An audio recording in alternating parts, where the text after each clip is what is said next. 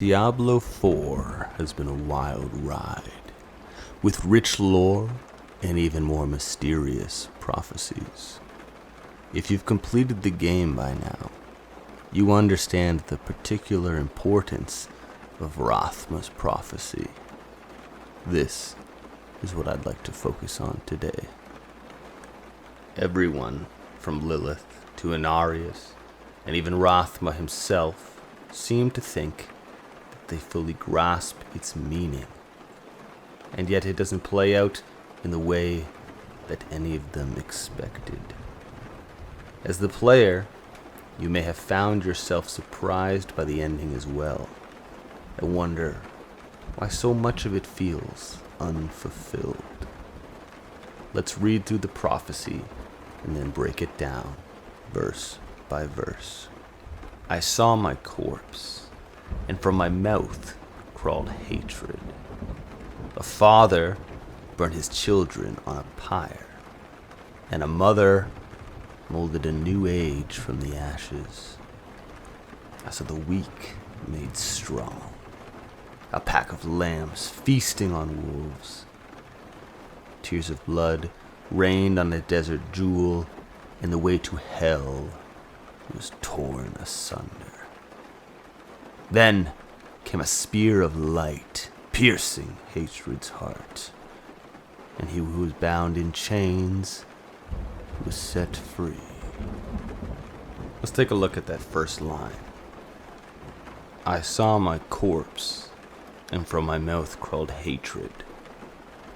In the game, we see a vision of Rathma speaking with Inarius, where he says that he has seen the key to the gates of hell pulled from his corpse.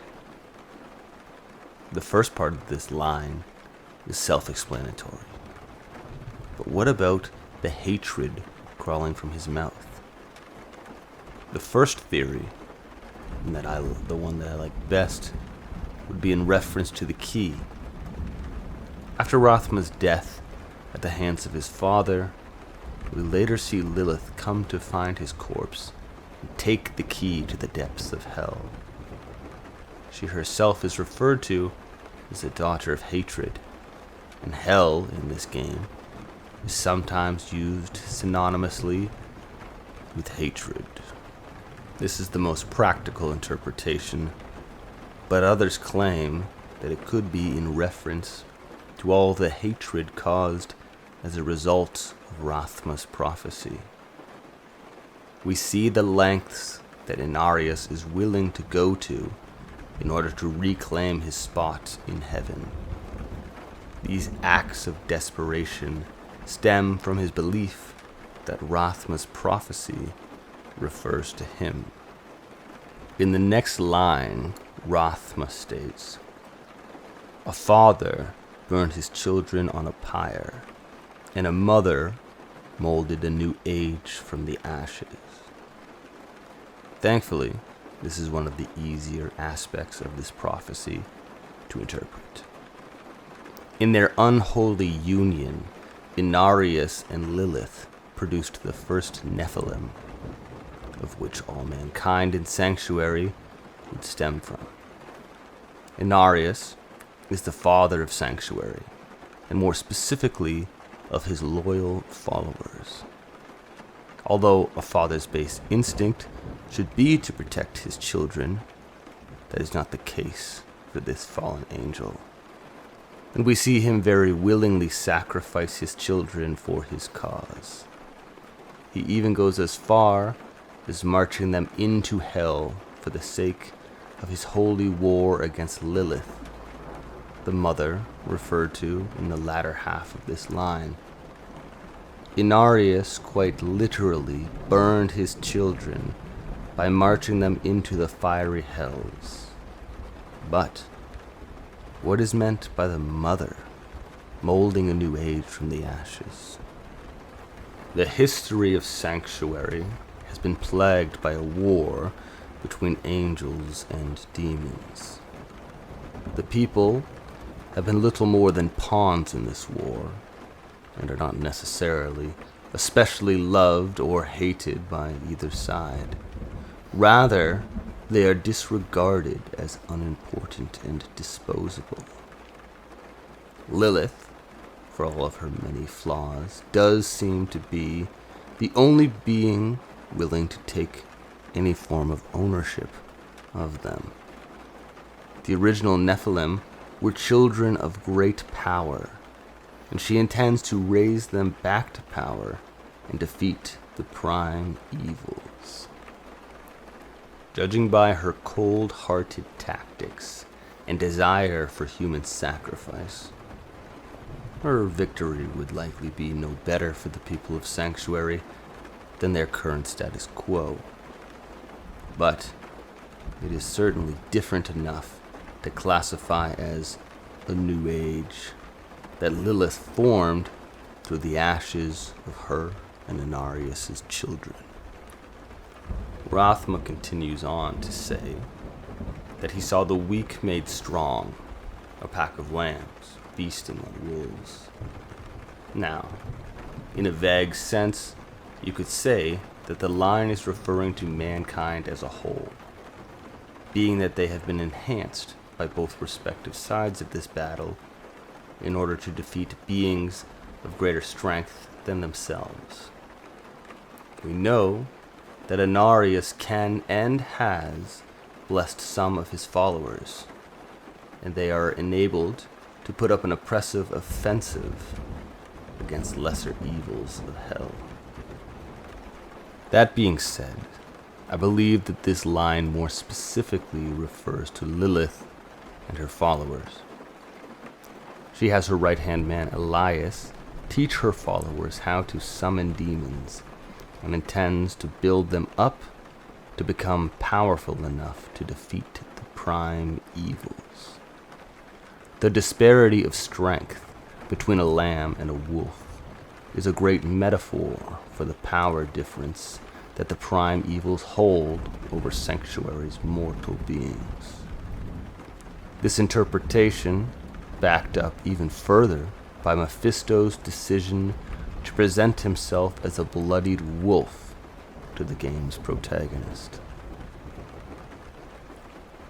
Rathma's prophecy now speaks to the continuation of Lilith's plans, with the line, "Tears of blood rained on a desert jewel, and the way to hell was torn asunder." Nearing upon the endgame, Lilith uses Rathma's key and opens the gates of hell. Hence, the way to hell was torn asunder. Inarius prepares his armies in a city by the name of Chaldeum. Chaldeum, otherwise known as the Jewel of the East, holds the entrance to hell and is named Jewel because of its reputation for prosperous trade. As Inarius prepares his army, a blood rain begins, and this portion of the prophecy is fulfilled. The ending line of this prophecy is the one with the most scrutiny. It was the line that Inarius hung all of his hopes on. His dreams of entering heaven again stemmed from his belief that this line referred to him. The portion goes, "Then came a spear of light, piercing hatred's heart, and he who was bound in chains was set free." Inarius felt trapped on earth. His only mission was to return back to the heavens. He referred to it as the place he needs to be. At this point in his journey, he viewed Sanctuary as a prison, little better than hell itself. I must admit that I too believed the prophecy was about Inarius. Lilith, being known as the daughter of hatred, seemed to be clearly referenced in the prophecy, and Inarius seemed to be the only one strong enough to do so. It was poetic in my mind, a perfect ending. But if you've completed the game, you know that the outcome did not turn in favor of Inarius. In the end, it was he who had his heart pierced by a spear of light. And although she sustained a grave injury, Lilith survived until her final battle with the game's protagonist. This is the portion that has so many confused. Was the prophecy not fulfilled? Hatred's heart wasn't pierced, and he who was in chains was not set free. But I believe that it was, and in a more direct way than I would have ever imagined. You see, Lilith was not hatred. That name was reserved for her father, Mephisto. She had plans to slay him and take his power.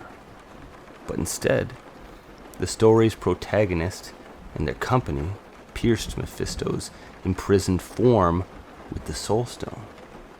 In one sense, this caged him even more. But as the game comes to a close, we see one of the game's main characters, Narelle, sailing on a ship, with the Soul Stone in her hand and Mephisto's wolf form at her side. In one sense, still imprisoned within the stone, but in another sense, freed from the chains of hell. We have yet to see what the world of Sanctuary has in store for us in this next Diablo title. But I believe that Mephisto is going to play a large role in it. Thanks for watching the video. If you enjoyed it, please consider subscribing for more content just like this. Let me know what you thought about all of this down in the comments. Do you think the prophecy is fulfilled? Or will that happen in the next game? I look forward to hearing from all of you. That's all for now. Peace.